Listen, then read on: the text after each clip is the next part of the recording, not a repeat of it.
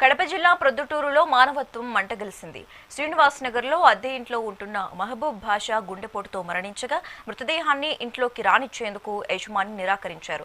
6 ఏళ్లుగా అదే ఇంట్లో ఉంటున్న యజమాని కనికరం చూపకపోవడంతో మృతదేహం 2 గంటల పాటు రోడ్డుపైనే ఉంచారు. స్థానికులు నచ్చజెప్పినా యజమాని వినలేదు. చివరకు పోలీసులు రంగప్రవేశం చేసి యజమానిని మందలించడంతో మృతదేహాన్ని ఇంట్లోకి అనుమతించారు.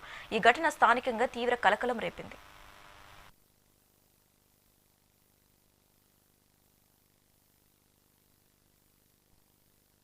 చూడండి, ముస్లిం ఫ్యామిలీ శ్రీనివాస నగర్ లో ఇట్లా జరుగుతున్నాయి.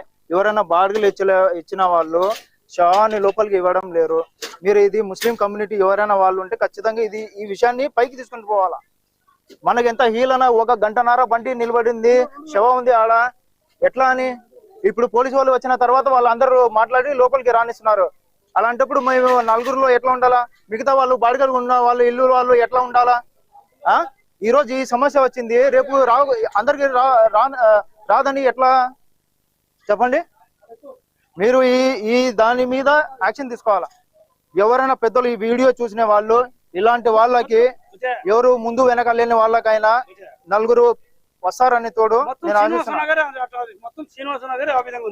ఇట్లయితే మేము ఎట్లా ఉంటారు? బాడిగలు తీసుకున్నారు, 5 సంవత్సరాల నుంచి అతను ఉన్నాడు. ఇప్పుడు చూస్తే ఇట్లా చేస్తే ఎట్లా అని? 6 సంవత్సరాలు ఏమైనా చెప్తే చిన్న దానిలో మీద వాళ్ళు రానివ్వడంలే. ఏమైనా చెప్తే కొట్లాడడానికి దానికి వస్తున్నారు. ఇలా అయితే ఎట్లా అని? మనిషి జీవంతో ఉన్నప్పుడు లెక్కలు తీసుకున్నారు.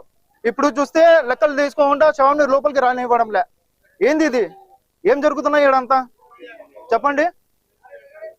మేము అందుకోసమే ఉన్నామా? జీవిస్తుంది అందుకోసమేనా?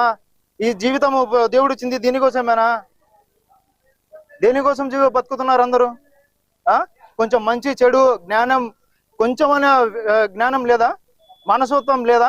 చెప్పండి, మీరే చూపించండి. ఇంతవరకు ఇప్పుడు కూడా అంబులెన్స్ ప్రొద్దుటూరు, శ్రీనివాస నగరు, సిద్దిక్ మసీదు ఈ విధంగా ఇల్లు సొంత ఇల్లు ఉండదని బాడిగ తీసుకుంటున్నారు. నిలబెట్టి ఈ రకంగా మనకు ఏదైనా మంచి డెడ్ అయిపోయిన తర్వాత ఇంట్లోకి అలో లేదు, బతుకుంటేనే మా ఇంట్లో ఉండాలా, లేకుంటే ఉండేదానికి లేదు అని ఈ విధంగా చేస్తున్నారు.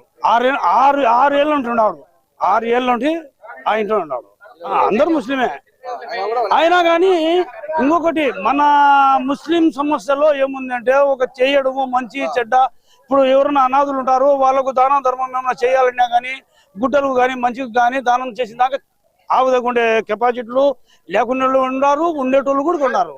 ఈ విధంగా జరుగుతుంది. మేము పోయి పిలుచుకొని వచ్చాము. సార్ వచ్చి మాట్లాడినాడు. ప్రొద్దుటూరు, శ్రీనివాస నగరు, సిద్దిక్ మసీదు